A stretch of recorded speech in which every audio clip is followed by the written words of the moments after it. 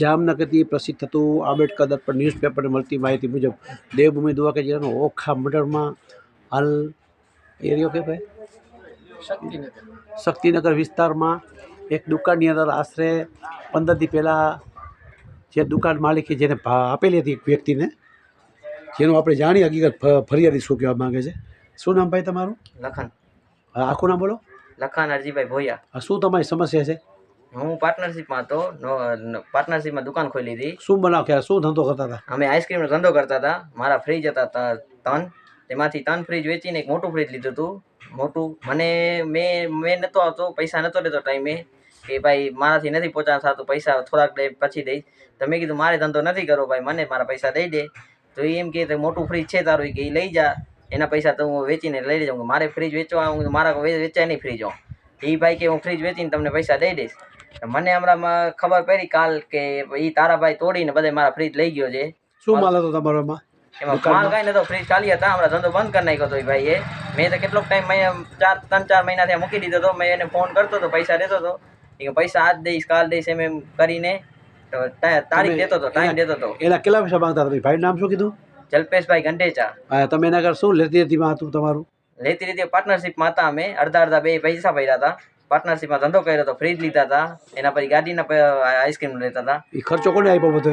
ખર્ચો 2 જણા અમે કર્યો હતો પાર્ટનરશિપમાં. મેં એને કીધું ભાઈ મારે પાર્ટનર નથી રહેવું, મારા પૈસા દઈ દે, જેટલા બાકી હોય એટલા, અને બધો હિસાબ કરી નાખ. તો એ ભાઈ કે હું હિસાબ કરીને દઈશ કે પૈસા. એ કહેતા મને એમ કે તારું મોટું ફ્રીજ છે એ વેચી નાખ. હું મારાથી ફ્રીજ ના વેચાય, મેં પૈસા લીધા હતા, તું મને પૈસા દે. કે હું ફ્રીજ વેચીને પૈસા દઈ દઈશ. થોડોક ટાઈમ પહેલાં મને કાલે ખબર પડી કે આ તારા બારા તોડી બધે ફ્રીજ લઈ ગયો છે પોતે. ભાઈને ફોન કરીને ફોન ઉપાડતો નથી. એના ભેગા એના પપ્પા હતા. એના પપ્પાને આ ભાઈ દુકાનવાળા ભાઈએ ફોન કર્યો હતો. શું નામ ભાઈ તમારા પપ્પાનું? મનુભાઈ ગંડેચા. અને બનાવ બન્યો કેટલો સમય થયો? તાળા તોડ્યા એનું 15-20 દી જેવું થયું હશે. મારી દુકાન કેની છે? આ ભાઈની છે. આ ભાઈ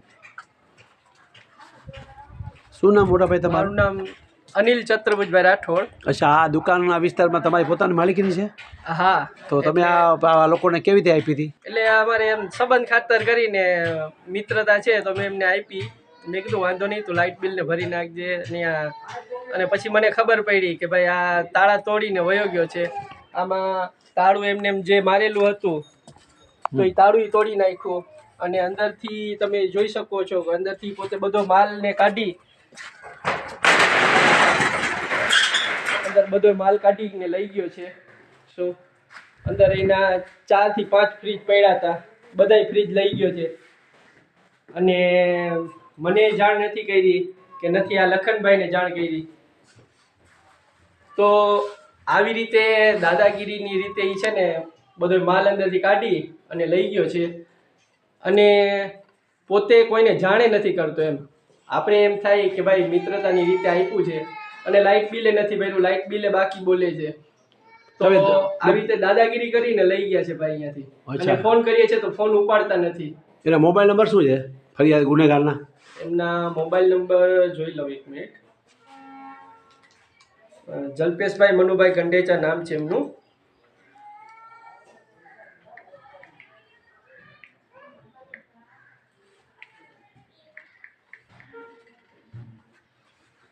એમના મોબાઈલ નંબર છે 99251 61638.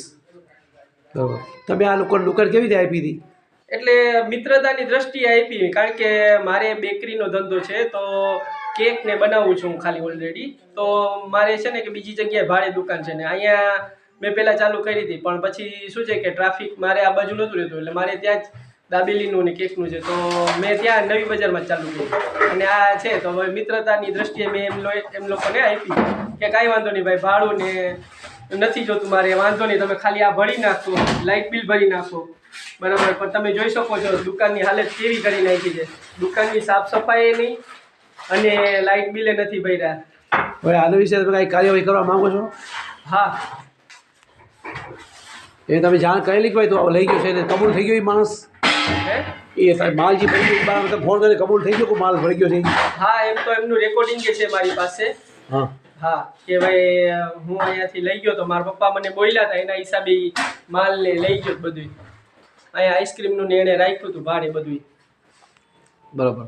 2 જણાની પાર્ટનરશિપમાં હતું અને બંને જણા શું છે કે રિક્ષા ને અમુક ભાડે લીધી હતી ને એવી રીતે કરીને બધું કર્યું. મને પણ એને કીધું હતું કે તમે ચિંતા ના કરો, લાઇટ બિલ ને બધું ભરી નાખીશ. પણ મેં એને કીધું કે ભાઈ લાઇટ બિલ તારું આમાં બાકી પડ્યું છે, તું વયો ગયો તો મને કીધું કાનપુરથી હું આવીશ અને આવીને બધું કરી નાખીશ, 15 દીમાં કરી નાખીશ ને એમ કર્યા રાખે છે. પણ હવે તો ફોન પણ નથી ઉપાડતો. તો એને તમે એક્શન લેવા માંગો છો ને તમે? હા હા